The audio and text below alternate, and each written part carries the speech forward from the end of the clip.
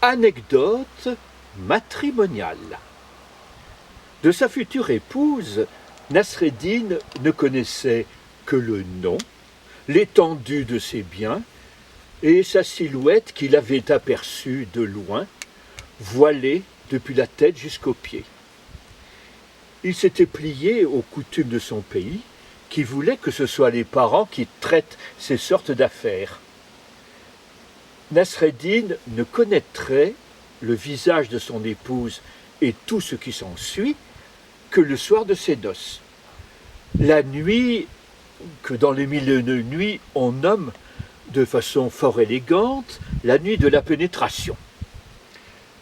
Le jour de la fête est arrivé, passage obligé devant l'imam, pleurs de la mère, chansons tristes de la mariée, coups de fusil tirés par les hommes, nourriture en abondance, des chants, des danses traditionnelles, des plaisanteries grivoises des camarades accompagnées de souleries traditionnelles.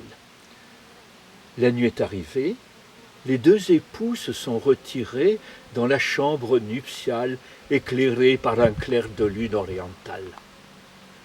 La jeune épouse s'est approchée de son époux Nasreddin et lentement elle a soulevé son voile. Nasreddin a reculé horrifié devant tant de laideur. Les lèvres épaisses, le nez crochu, les yeux bigues, les oreilles en feuilles de chou, les cheveux frisés. L'épouse s'est approchée encore un peu plus et elle a susurré. « Mon chéri, dis-moi, devant qui devrais-je enlever mon voile? Devant qui devrais-je le garder ?» Nasreddin a été très clair. Tu peux enlever ton voile devant qui tu voudras, mais quand tu es avec moi, garde-le toujours. Le mariage a duré une dizaine d'années.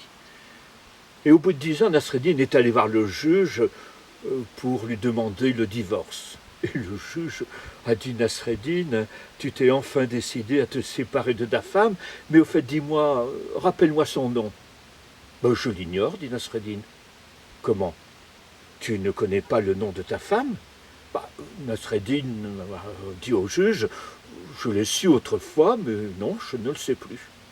Enfin, Nasreddin, ça fait 10 ans que tu es marié et tu ne sais pas comment ta femme s'appelle?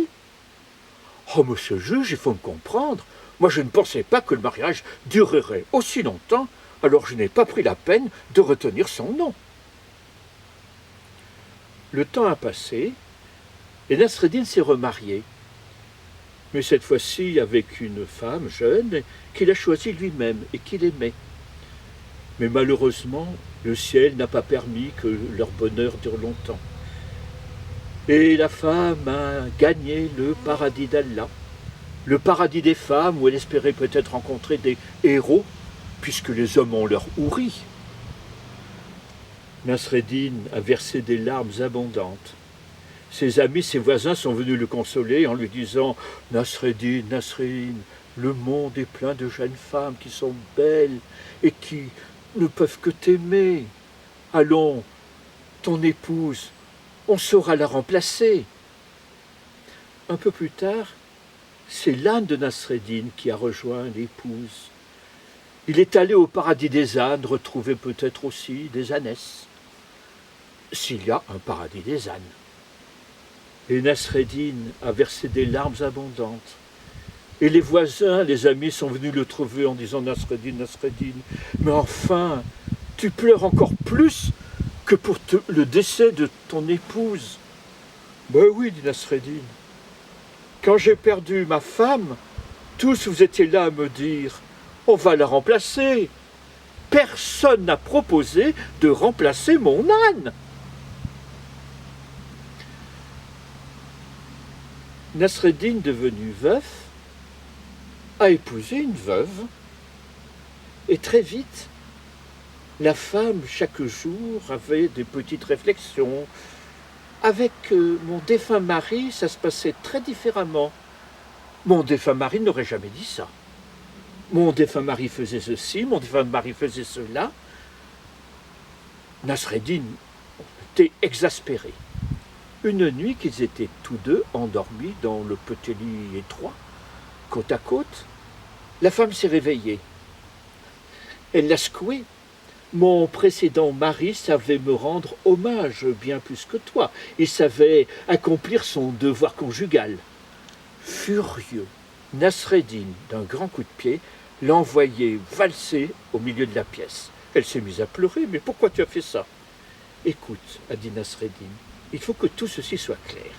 Il y a toi, il y a ton défunt mari, il y a moi, il y a ma défunte femme. 4 dans un lit aussi étroit, c'est trop. Gai, gai, marions-nous, mettons-nous dans la misère. Gai, gai, marions-nous, mettons-nous la corde au cou. Oui, quand on se met une corde au cou, mais quand on s'en met 2. Parce que dans ce pays, on peut avoir plusieurs femmes. Et c'est ce qui est arrivé à Nasreddin. Il avait une épouse un peu vieille mais riche, et une épouse jeune mais pauvre. Les 2 femmes étaient jalouses, comme souvent les coépouses, et un jour elles ont voulu mettre Nasreddin au pied du mur, en lui disant « Maintenant, il faut que tu nous dises laquelle des 2 tu préfères. » Nasreddin était fort embarrassé pour les départager. Elles ont insisté. « Allons, parle. Qui des 2 aimes-tu le mieux ?» Et Nasreddin lui a dit « Il faudrait que vous me mettiez dans une situation concrète pour voir ce que je ferais. » Alors, la jeune femme a dit « Eh bien, imagine si nous étions tous les 3 dans une barque au milieu d'un lac, que la barque se retourne et que toutes les 2 nous tombions dans l'eau prêtes à nous noyer. Laquelle sauverais-tu la première ?» Nasreddin s'est penché vers sa vieille épouse, l'épouse fortunée, et lui a glissé à l'oreille « Ma chère, est-ce que vous savez nager ?» Gai, gai, marions-nous, mettons-nous dans la misère. Gai, gai, marions-nous, mettons-nous la corde au cou. Amour, amour, quand tu nous tiens, amour, amour, tu nous tiens bien.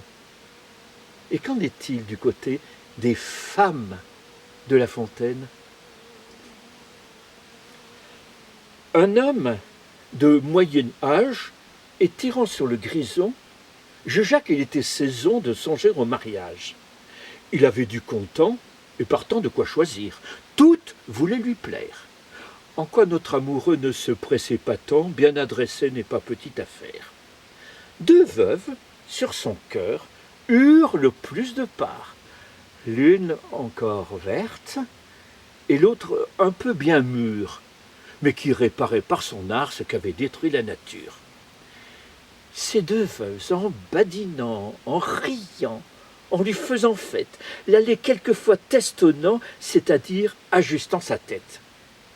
La veille, à tout moment, de sa part, emportait un peu du poil noir qui restait, afin que son amant en fût plus à sa guise. La jeune saccageait les poils blancs à son tour. Toutes 2 firent tant que notre tête grise demeura sans cheveux, et se douta du tour. Je vous rends, leur dit-il, 1000 grâces, les belles, qui m'avaient si bien tondu. J'ai plus gagné que perdu, car d'hymen, point de nouvelles. Celle que je prendrais voudrait qu'à sa façon je vécusse et non à la mienne. Il n'est tête chauve qui tienne. Je vous suis obligé, belle, de la leçon. Amour, amour, quand tu nous tiens, amour, amour, tu nous tiens bien. Du temps que les bêtes parlaient, les lions, entre autres, voulaient être admis dans notre alliance. Pourquoi non? Vu que leur agence valait la nôtre en ce temps-là, ayant courage, intelligence et belle hure outre cela. Voici comment il en alla. Un lion de haut parentage, en passant par un certain pré, rencontra bergère à son gré. Il la demande en mariage. Le père aurait fort souhaité quelque gendre un peu moins terrible. La lui donner semblait bien dur. La refuser n'était pas sûr. Même un refus eût fait possible qu'on eût vu quelque beau matin un mariage clandestin. Car, outre qu'en toute matière, la belle était pour les gens fiers, fille se coiffe volontiers d'amoureux à longue crinière. Le père donc, n'osant renvoyer notre amant, lui dit « Ma fille est délicate, vos griffes la pourront blesser quand vous voudrez la caresser. Permettez donc qu'à chaque patte on vous les rogne, et pour les dents qu'on vous les lime en même temps. Vos baisers en seront moins rudes, et pour vous plus délicieux, ma fille répondra mieux, étant sans ses inquiétudes. » Le lion consent à cela, tant son âme était aveuglée.